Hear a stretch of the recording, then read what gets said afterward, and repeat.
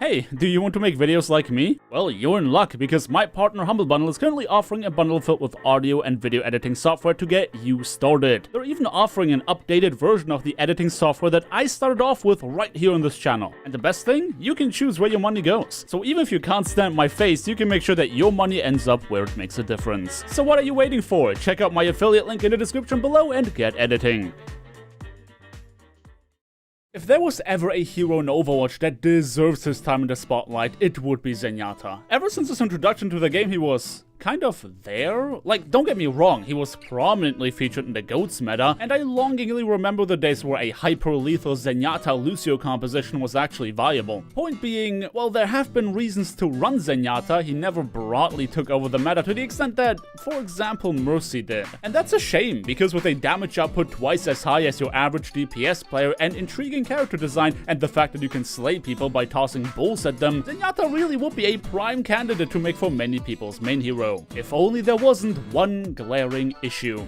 His hitbox. Don't let any of these meta experts out there fool you. Zenyatta's viability is not at all tied to his damage output, lack of mobility, or non-existent sustain. Frankly, I do think he was fairly well designed in that regard. Every hero should have a weakness you can exploit, and if you want to have a powerful off support that adds to your team's lethality while featuring a strong defensive ultimate, then forsaking something like mobility or sustain is a fair trade-off. What isn't fair is that you can eliminate him by simply breathing in his general direction. Since he decided that floating was his preferred mode of transportation and his overblown hitbox literally does not allow for pallets to miss him, he ends up making for a bullet magnet in more than one sense. This character is more fragile than my freaking ego, and I feel like that says a lot. But fear not, children, because our Lord and Savior Jeff Kaplan has the solution. More damage! Rather than giving Zenyatta a sensible amount of survivability, the Overwatch devs figured it was a better idea to make everyone who tries to face him feel like their hitboxes are broken as well. Eye for an eye, as they like to say, the time of reckoning is finally upon us. We have doubled down on the glass cannon build, and I will gladly remind the red team of just how lethal Zenyatta can be. But not until we have covered what happened on our last episode. We had finally arrived at the finale of our Fun Police saga, and what better way to end it than playing Brigade before she got nerfed. While terrorizing DPS players certainly was fun, that game showed me that more than wanting to become a nuisance to the enemy team, I wanted to be a pillar for my own. After all, this is Overwatch. We're here to play heroes, and there's nothing more heroic than helping out your team. But don't forget that there's more than one way to achieve that, and Zenyatta's here to show you how. What better choice is there to teach you the art of support warfare than Zen, a hero so inherently skillful that every single shot is taken with the uttermost intent. This character represents the apex of skill in Overwatch, a culmination of mechanical prowess, intellectual superiority, and flawless positioning. To be a good Zenyatta player means you have mastered every single aspect of this game. Take it from me, a YouTube content creator with no known biases towards any of the characters in this game. I mean, it's not like I'm using Zenyatta as a storytelling stand-in for my videos or anything.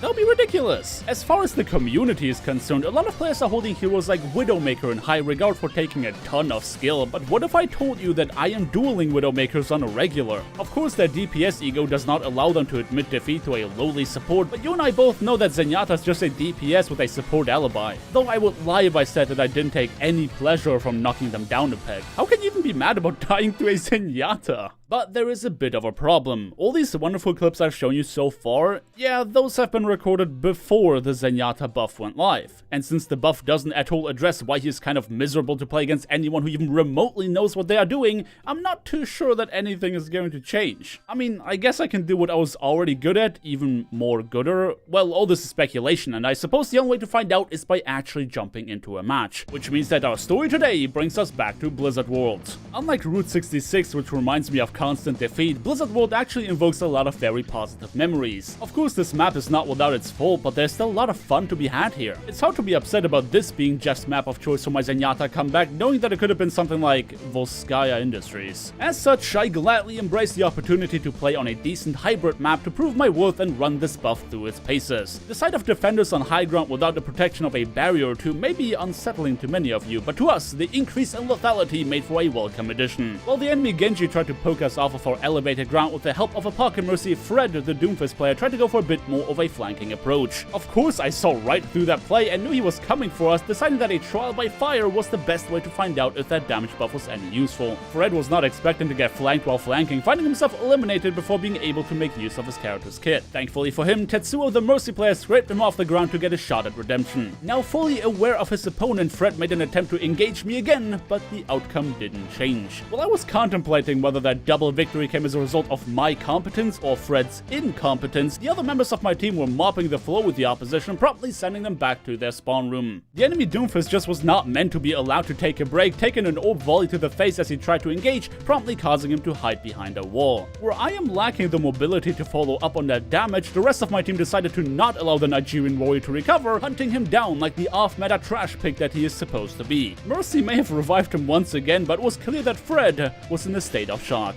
At this point, I was already a big fan of my Hammond, who diligently followed up on my Discord orbs as he was running circles around the enemies who seemingly were unable to stop him. Speaking of things you can't stop, despite getting pre-healed by my Ana as well as having my entire team turn around to peel for me, hitbox magic would work its wonders and delete me off the map without any chance for counterplay. Fred has given his life in the process, sure, but it reminded me that an increased damage output is not a flat-out solution to all of Zenyatta's problems. Thankfully, I had nothing to worry about, because even without my Discord orb leading the charge, my team managed to hang in there and make sure we didn't immediately lose the objective. After I respawned, attackers and defenders alike had some crucial ultimates at their disposal, ultimates that the attackers wanted to make use of before they lost the upper hand. But there I was, putting their chances for victory at risk again with a calculated headshot on the enemy Genji. His Ana had to give him a nano boost just to keep him alive, but little did he know that I had an ultimate of my own. The moment he dashed into me, I transcended into a realm of intellectual superiority, denying the dash reset and thusly causing him to fall into the water. At the same time, we have been hitting the opposition with a nano blade of our own, taking heads in quick succession and really driving home the fact that this objective was ours for good. Our steadfast defense remained unbroken as the attackers were cleanly sliced into bite-sized pieces. I was off to a great start on my first Zenyatta game after the buff, but we shouldn't underestimate the attackers' resolve. Because as we all know, if there's one thing that's always on the table in Overwatch, it's a comeback.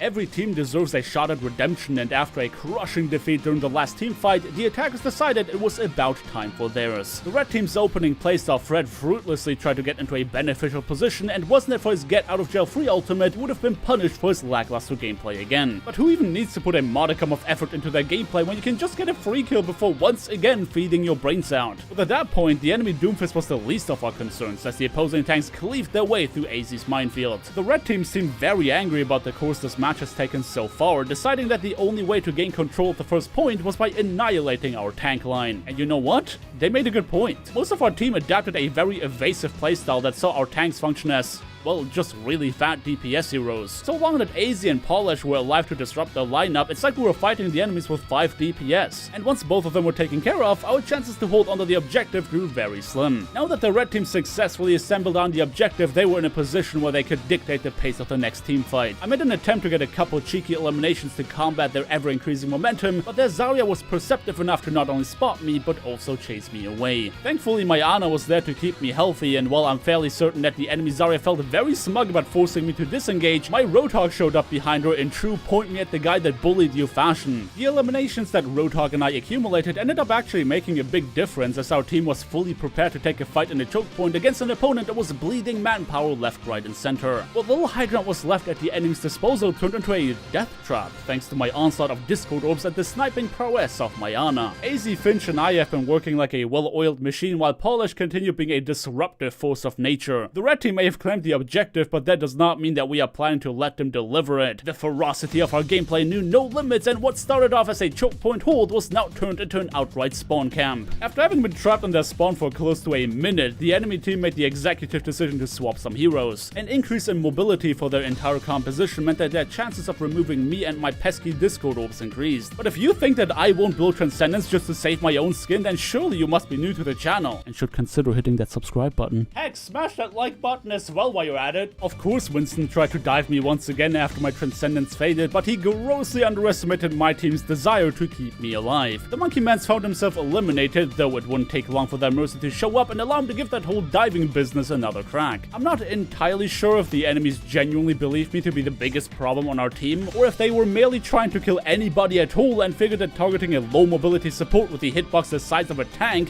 gave them the best chance for success. But despite all odds, I survived every and any attempt they made to take me out. We continued to keep our eyes focused on the high ground, taking out anybody foolish enough to peek us, and while the cart began making slight advances towards the choke point, we were still firmly in control. Any flanking attempts the enemy team made were immediately shut down by my Roadhog, and with the enemy Doomfist taken out, I figured that I could be so bold as to go on a flank myself. Of course, I had to clean up the front line first, but once that was taken care of, I decided to go and make sure that Hammond can continue doing Hammond things. Just look at how incredibly well our team was playing together. While I was trying to make a point for if Jeff didn't want Zenyatta to be a flanker, he would have given him footsteps, my Roadhog was right there keeping me safe from any diving annoyances. I doubled down on my flank but had to take cover when my HP fell dangerously low, and just when I found myself in a life or death type of 1v1 with the enemy Ana, AZ rolled up to make sure that I am the one who comes out victorious. It isn't often that I am blessed with a team that not only decides to defend each other and play together, but one that goes as far as covering for each other's feeding. I had no right to be anywhere near the enemy spawn, but there I was, getting back completely unscathed thanks to my amazing teammates. But playtime was over when a nano boosted Winston decided that if they can't take out the robot monk, then they're going to target the old lady instead. Finch used his nano boost on our Genji with his dying breath, meaning that it was now Murloc Ninja's duty to make sure that losing our main support was not something the enemy team could capitalize on. And the best way to achieve that was by pushing them back into their spawn. While my healing orb would have not been the difference between Finch falling or surviving, I wouldn't just allow that Winston to get away with that assassination. It would be my hand that delivers the final blow to avenge my Ana, but rather than mourning the fallen, I had to make sure to keep the rest of my team alive since I was the only support we had left. AZ was playing a dangerous game while continuously operating behind enemy lines, and eventually the red team was sick and tired of it. Hammond was the recipient of a solo graph, but considering I owed him my life, I was not about to just watch him die. A solo ult would be answered with another solo ult, allowing the both of us to survive and return to the rest of our team. Oh yeah, you might be wondering what Fred has been doing this entire time. Well, let's just say that my Roadhog made sure that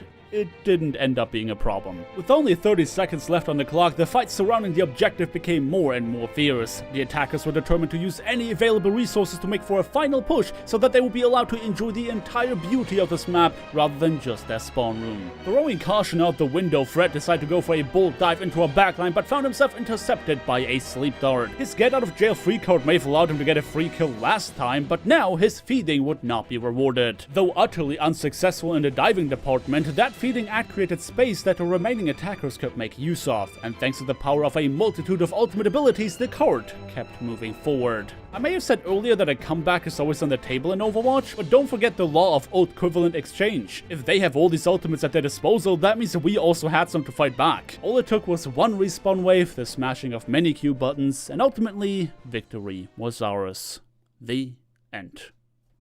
Boy, howdy, what a game, am I right? I try not to make it a habit to turn stompy matches into episodes, but I feel like a lot of people, especially my community, were longing to see Zenyatta do well. Either way, thank you everybody so much for watching. I hope you enjoyed this video, and if you did, do let me know by dropping me a like on your way out. Consider subscribing if you want to see more, and hey, why not check out my new series? The first episode of the Sea of Tales is out, so what are you waiting for? Go watch it! Anyway, thanks for sticking around, and I hope you guys have a fantastic day.